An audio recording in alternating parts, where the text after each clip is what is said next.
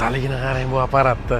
Rostakasini hoji akalar olib yurishadigan Toyota Land Cruiser 400 tinig'i kelib qoldi. Hoji dodani o'zi bir qo'l haydagan ekanlar. Ya'ni dodalari haydagan ekanlar, nevaralari olib keldi.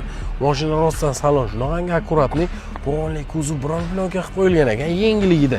Mana shunaqa mashinalar olganingizda yengilligida nardan polni kuzov bron qilib qo'yib, mana shunaqa qarang, yengidek bo'lib turaveradi. Nar endi bilasiz, bron plonkalar, tonirovkalar, mana shu ustiga har xil rangli plonkalar, poliuretanlar hammasini olib kelishadi. Juda ko'p ustalar nardan olib ishlatishadi. Sizlar nardan qildiring.